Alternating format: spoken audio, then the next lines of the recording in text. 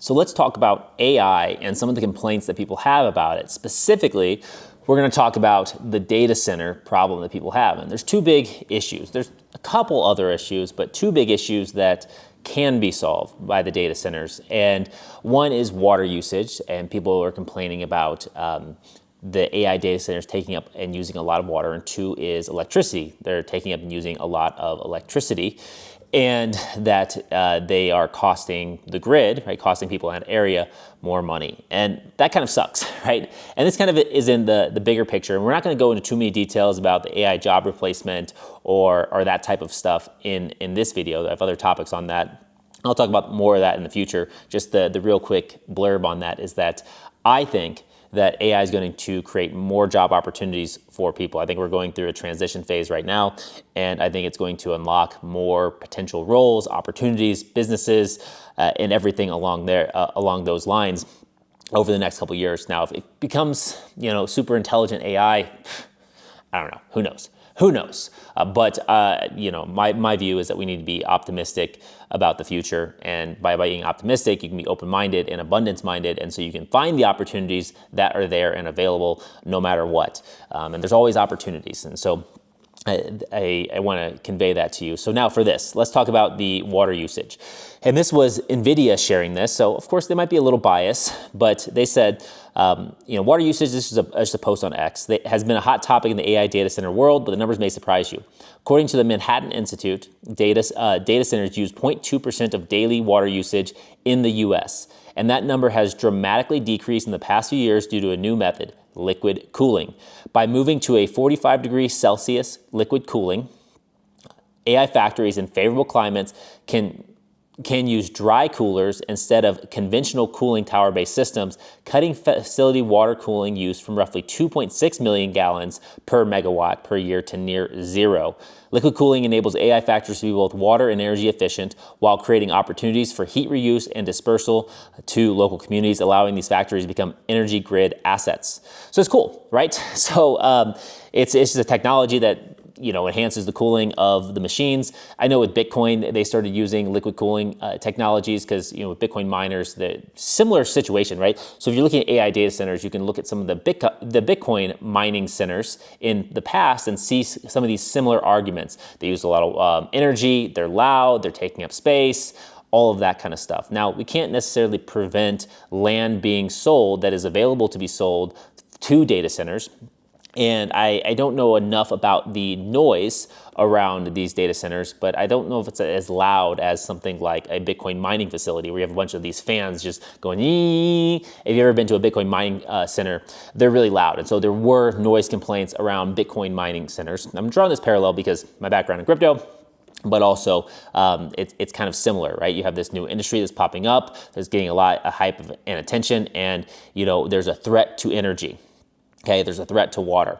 Now, that's really cool that this is happening, right? And my view on this is that the United States, and any country that really wants to succeed and have success and do well for its people, you gotta have abundant, cheap energy. And the better you can do that, right, the better off that you will be, right? The better off that the country will be, the better off that your industries will be, because cheap energy drives everything. It trickles down to everything. Everything relies on energy, and if you can lower the cost to that, to basically to as close to zero as possible, right? It's great, right?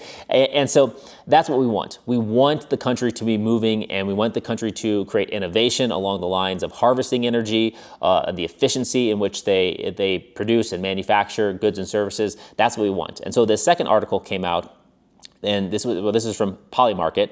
And so, not an article, but Polymarket is a prediction market. And so it says, just in, Trump is reportedly backing a $17.5 billion nuclear push aimed at speeding construction of 10 new Westinghouse reactors across the United States. Huge news, huge news. Now, I have to go verify the credibility of that article. Who knows if it goes through or not, but what I know is that there have been many strong proponents of nuclear energy over the last years, right? Now, nuclear, it can leave a bad taste in your mouth, right? Or it can give you a bad, mental image, because a lot of things associated with it, there's a lot of fear and paranoia around nuclear energy. with obviously the World War II, dropping of the bombs, nuclear bombs.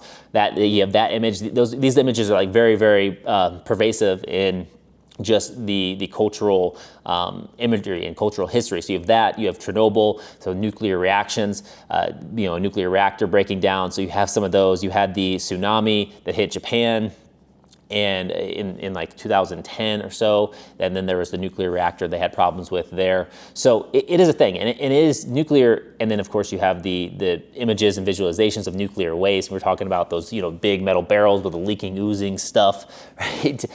So that's a lot of the stuff that's been portrayed via the media, via these sensationalized or these big significant events throughout history.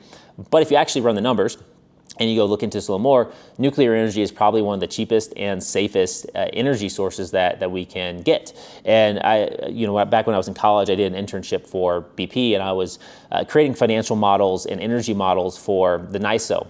So it's the grid for New York, and modeling the different distributions of power, how the grid was made up, the different sources, based upon what time periods and seasons and temperatures and weather will there be different levels of load on the grid, and what does that look like?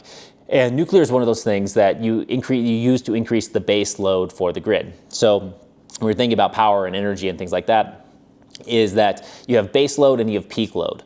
So base load is just like the average normal amount of demand that the people using that grid have throughout the day, the week, the month, and so on. And things like nuclear work really, really well for that. Some things like hydropower work really well for that because you can have a fairly predictable, consistent amount. Then you have things like natural gas that works well for it, and especially natural gas is cheaper than using something like diesel, which diesel is more used for peak power. So you have a spike in demand, maybe it's a really hot summer day or something like that, and you need more power. So people are ramping up their ACs and all of that. So you have more demand on there. And it's actually fairly predictable for these grids. And then coal was the other one. Coal was the other one that was used a lot for base load. And the problem that people had with coal, right? Initially, it was like coal was great. It was cheap. It was abundant. That was why there's so many coal mines, and it worked good as a power source. But it was dirty, right? So it produced a lot of smog and stuff like that. Now we've gotten a lot better at that.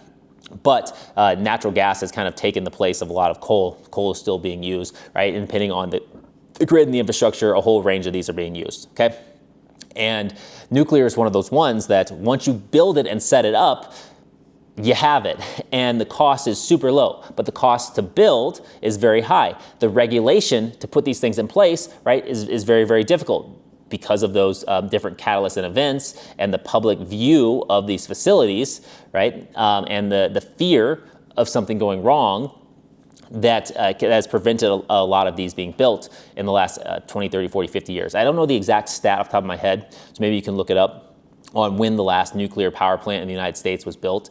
I know it's not like we have an abundance we have them popping up everywhere like we have with the data centers, okay?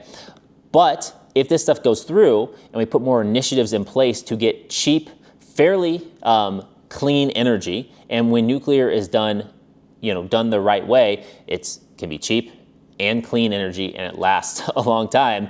What we're doing is we're increasing and fortifying the grid. We're bringing more power to more people for more industries, and that's not a bad thing. Right? In fact, that's actually what we need to do. I've talked about this before in videos where you have the different types of civilizations, and where they're basically based on like their ability to harness the energy from the solar system and at what scale. So Elon Musk talks about this as well, just our ability to harness the energy from the sun. If we were able to harness the energy from the sun even better, we don't do a very good job of it at this point in time, because just the technology around solar power, and then of course it gets cloudy, right? Some areas have less sun, there's nighttime. So our ability to harness the energy from the sun is actually fairly limited to be able to get it. And of course the sun distributes its energy over a wide surface on the earth, so you have to have massive coverage. I mean, if you ever driven to Las Vegas or around Las Vegas or the desert, you see these massive solar fields out there taking up space to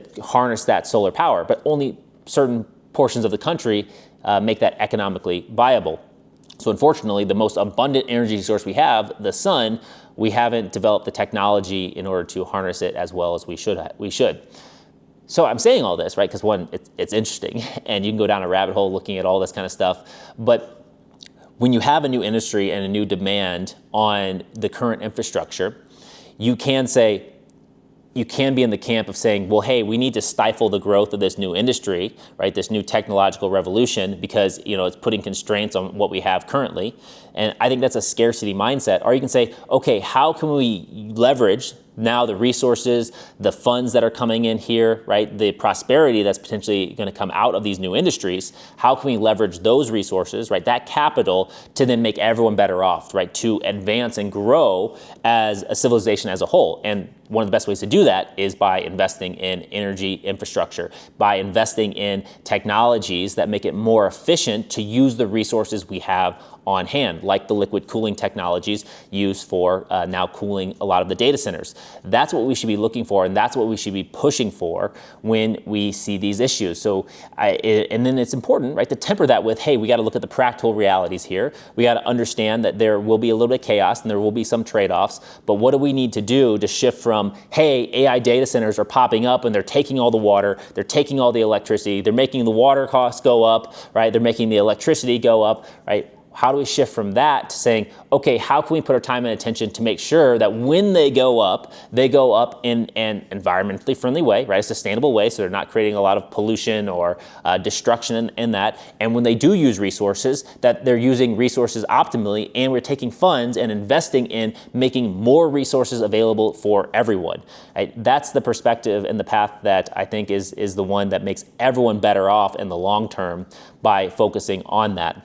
And so I think it's cool to see these things coming out. It's cool to see some of the companies talking more about the actual water usage around these data centers, so you can kind of learn more about when someone says, oh my gosh, they're using all the water. Okay, well, what does that mean?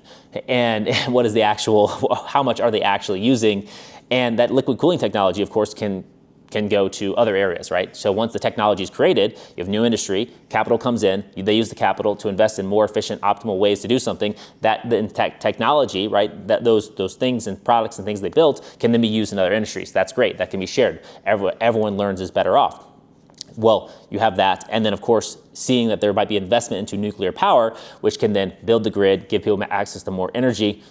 Fantastic, fantastic. We need to find ways to create, harness, and generate more energy, and obviously doing it in the most reasonably sustainable way that we can, so that we can continue to build and grow. Because, hey, who doesn't want, right? If you've seen Iron Man and Marvel, who doesn't want that arc reactor, right? That'd be pretty sweet if we could get to that level where basically we could have unlimited free energy. Imagine the possibilities. And this is where, I think it's the Kardashev scale. I think that's the one where we talk about type 1, type 2, type 3 civilizations, where type 1 is able to harness the energy of their sun, right? We're not even there. We're not even close to being able to harness the energy of just our local sun. And then you have being able to harness the energy of your solar system, and then it expands out from there.